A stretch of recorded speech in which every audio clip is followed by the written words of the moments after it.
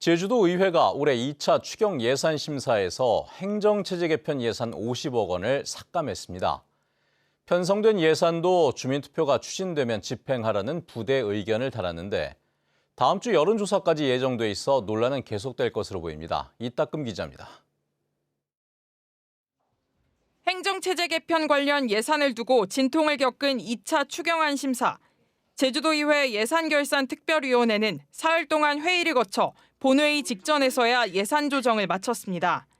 행정체제 개편을 위한 청사 리모델링 비용과 행정 시스템 구축에 편성된 198억 원 가운데 50억 원을 삭감했습니다. 행정체제 개편 추진이 불투명한 상황에서 시급하지 않은 예산이라며 삭감된 예산 집행에도 부대 의견을 달았습니다. 기초자치단체 설치와 관련된 예산은 주민투표 등 관련 절차가 공식적으로 확정된 이후에 집행한다는 부대 의견을 채택하였습니다. 오영훈 지사는 행정체제 개편 추진 의지를 다시 한번 피력했습니다. 새 정부 국정과제에 구체적인 시기가 언급되지는 않았지만 제주형 기초자치단체 설치 지원이 담겼다며 속도를 내겠다고 강조했습니다. 앞으로 제주형 기초자치단체 설치를 위한 주민투표가 조속히 실시될 수 있도록 행정안전부와 더 긴밀히 협의하겠습니다. 도의회는 제주도가 사실상 반대 의사를 밝힌 도민 여론조사를 예정대로 추진하기로 했습니다. 제주시를 둘로 쪼갤지를 두고 오영훈 지사와 김한규 의원이 맞서는 가운데 행안부 요구에 맞춰 의견을 하나로 모아야 한다는 겁니다. 이제는 이러한 의견들을 하나로 모아 도민 모두가 공감할 수 있는 합리적이고 현실적인 결론을 내릴 때입니다. 국정과제에도 설치 지원 문구는 담겼지만 실행 시기와 시점이 정해지지 않아 당장 추진이 어렵다는 해석이 나오는 상황. 예산 삭감에 이어 도민 토론회와 여론조사까지 예정되면서 행정체제 개편을 둘러싼 논란은 더 커질 것으로 보입니다. MBC 뉴스 이따금입니다. 제주중앙중학교와 제주중앙여자중학교가 2028년부터 남녀공학으로 전환됩니다. 제주도 교육청은 두 학교가 학교운영위원회 심의를 거쳐 남녀공학 전환을 신청함에 따라 최종 확정했다고 밝혔습니다. 이에 따라 신제주권 중학교의 성비 불균형이 해소되고 구제주권 남학생들의 통학거리가 줄어들 것으로 보입니다. 전국 중학교 남녀공학 비율은 80%인데 제주 지역은 69%에서 73%로 높아지게 됩니다.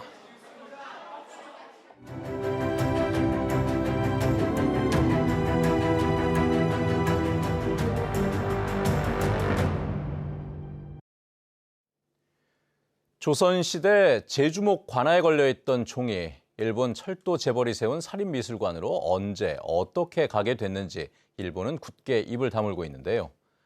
우리 선조들은 왜 제주의 종을 일본에 빼앗겼는지 역사에 남겨진 실마리들을 조인호 기자가 추적해봤습니다. 도쿄 시내 한복판에 우뚝 솟은 높이 630m의 텔레비전 전파 송신탑. 일본에서 가장 높은 인공 구조물로 도쿄의 랜드마크가 된 스카이트리는 도부철도그룹이 건설해 운영하고 있습니다. 일본의 대표적인 민영철도 회사인 도부철도가 설립된 것은 1897년. 아시아에서 가장 먼저 산업혁명에 성공한 일본에서 상품과 원료를 빠르게 수송하는 철도는 핵심 산업으로 떠올랐습니다. 도부철도가 1930년 영국에서 처음으로 도입한 전기기관차입니다. 도부는 일본의 철도 시장을 장악하면서 엄청난 부를 쌓았습니다. 도부철도의 창업자인 네즈 가이치로는 일본과 한국, 중국의 고미술품 4천여 점을 수집했습니다.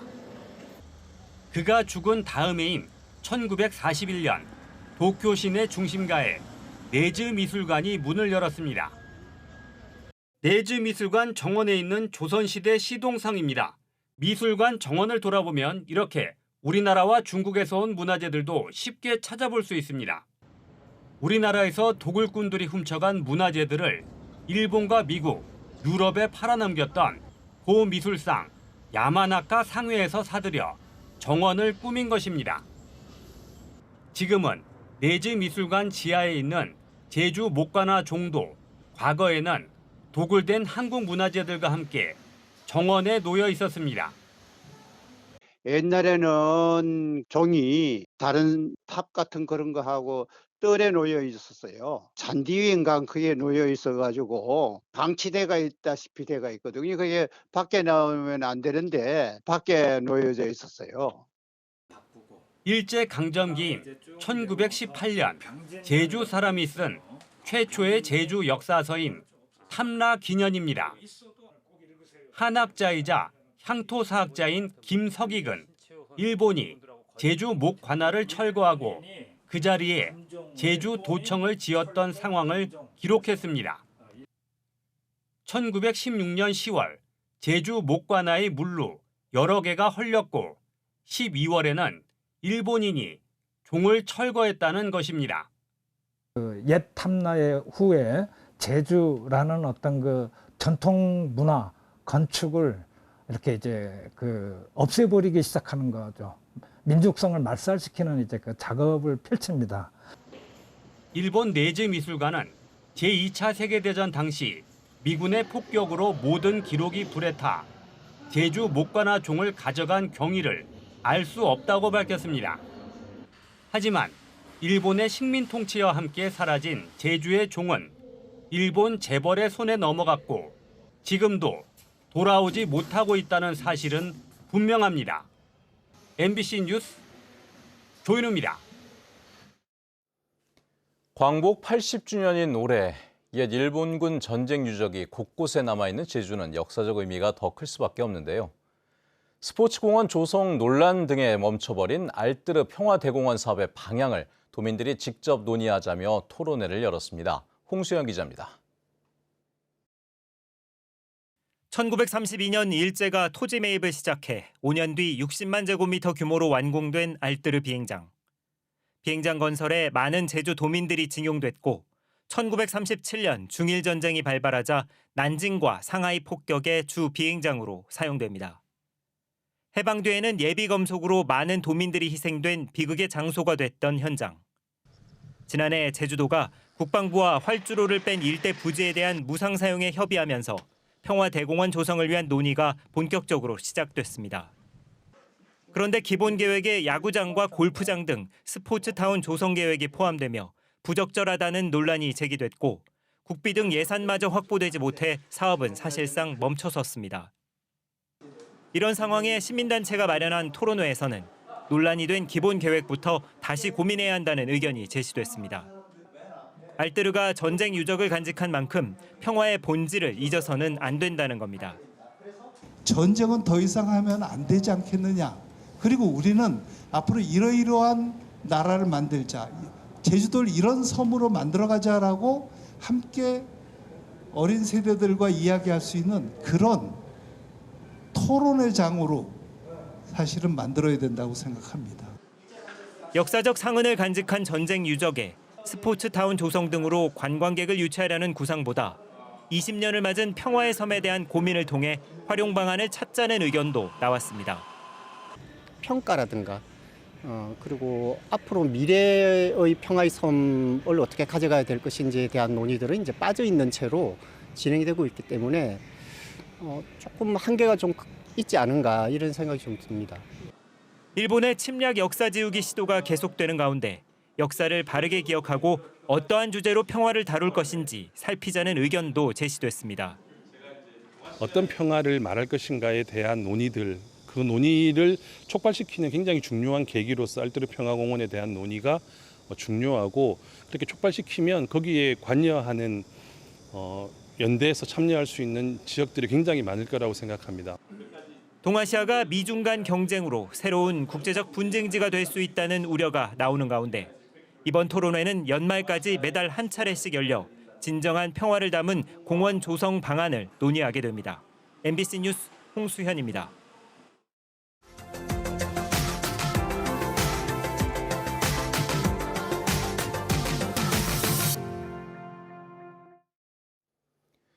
국내 최대 복숭아 주산지 중 하나인 의성에서 복숭아 수확이 한창입니다. 하지만 올해는 냉해와 기습폭우 등 이상기후 탓에 작황이 좋지 않아 농가의 걱정이 크다고 합니다. 안동에서 김경철 기자입니다.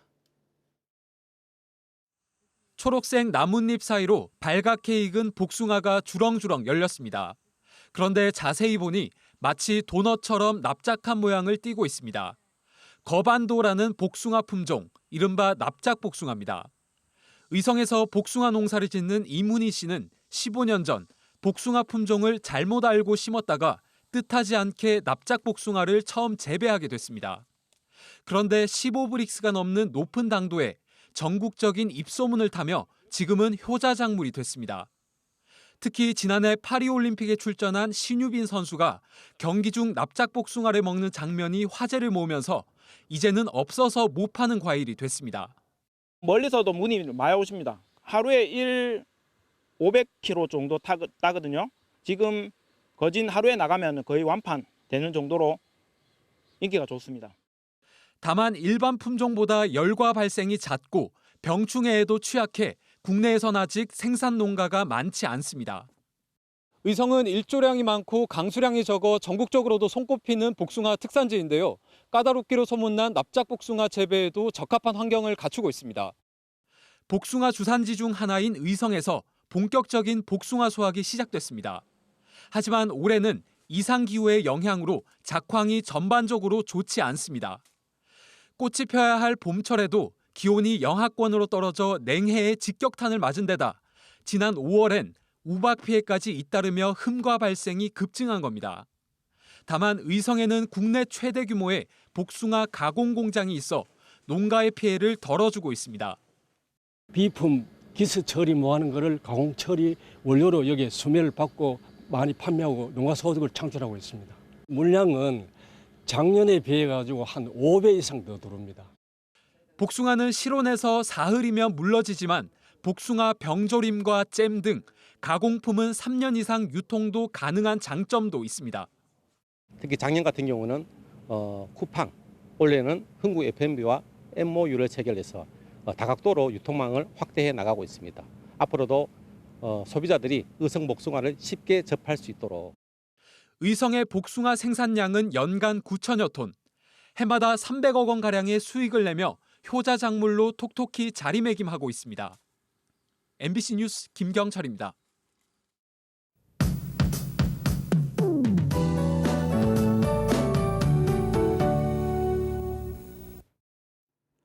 오늘은 제80주년 광복절입니다. 이렇게 뜻깊은 날 제주의 하늘은 맑게 펼쳐지고 있는데요. 맑은 하늘 아래 숨막히는 더위는 계속되겠습니다. 현재 제주 북부와 동부, 서부 지역에는 폭염경보가, 제주 남부와 중산간에는 폭염주의보가 발효 중인데요. 여전히 습도가 높은 만큼 체감온도는 최고 33도 안팎까지 오르는 곳이 있겠습니다. 밤에도 열기는 쉽게 식지 않겠는데요. 어제 최저 기온은 제주 지역 26.4도, 서귀포는 26.7도를 보였습니다. 온열질환 발생 가능성이 커지는 만큼 외출은 자제해 주시고 식중독 예방을 위해 음식 관리는 철저히 해주셔야겠습니다. 오늘 고기압의 영향으로 대체로 맑은 날씨가 이어지겠고 햇볕도 강하게 내리쬐겠습니다. 이어서 지역별 기온 보겠습니다. 오늘 아침 현재 기온은 대부분 26도로 시작하겠고요. 동부 지역은 25도, 산지는 21도로 시작하고 있습니다. 오늘 낮 최고 기온은 대부분 33도까지 오르겠고 서부 32도, 산지는 27도까지 오르겠습니다. 도서 지역은 대체로 맑은 날씨가 이어지겠고 한낮 최고 기온은 우도와 비양도 33도까지 올라 무덥겠습니다. 바다의 물결은 제주 전 해상에서 잔잔하게 일겠지만 오늘 남해 서부 해상을 중심으로 바다 안개가 짙게 낄 것으로 예상됩니다. 항해나 조업하는 선박은 각별히 유의하셔야겠습니다. 또 오늘 아침까지 내륙 곳곳에는 안개가 짙게 끼겠는데요. 가시거리 200m 미만으로 매우 짧아지겠습니다. 항공편 운항에 차질이 있을 수 있는 만큼 이용객들은 사전에 운항 정보 꼭 확인하셔야겠습니다. 이번 주는 대체로 구름 낀 가운데 맑은 날씨가 이어지겠고 기온은 최고 34도까지 오르면서 후덥지근하겠습니다. 날씨였습니다. 올해 제주 해수욕장 방문객이 100만 명을 넘어섰습니다. 제주도에 따르면 13일 기준 도내 해수욕장 방문객은 102만 3,500여 명으로 지난해 같은 기간보다 21.1% 증가했습니다. 함덕 해수욕장이 50만 5,900여 명으로 가장 많았고 협재 해수욕장이 10만 800여 명으로 뒤를 이었습니다.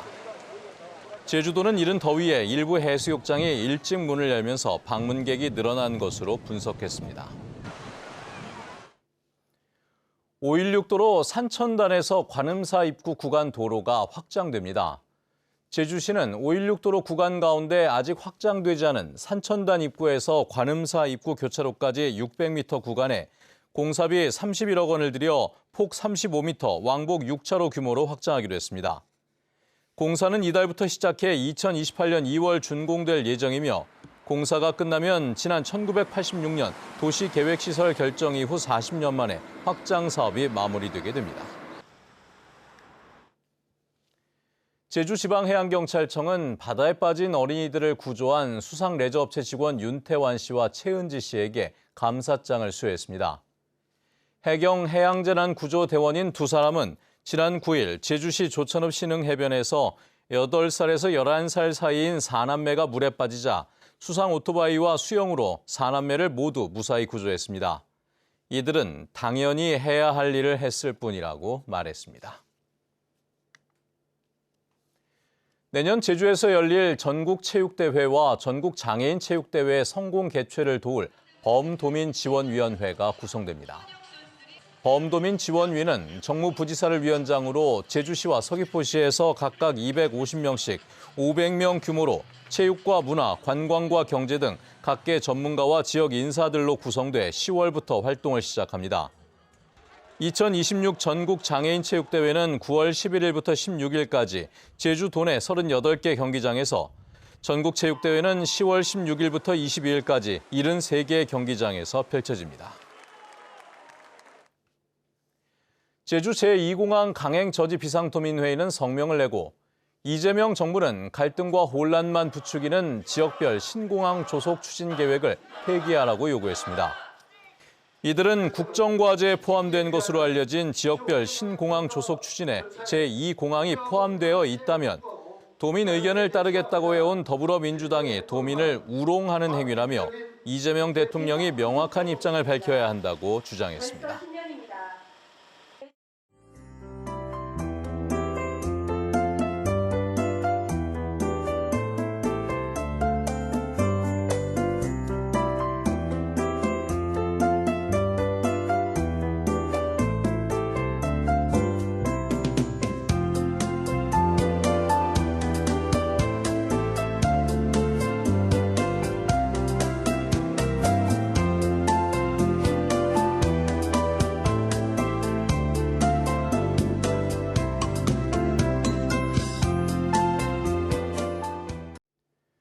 네, 뉴스투데이 제주를 마칩니다.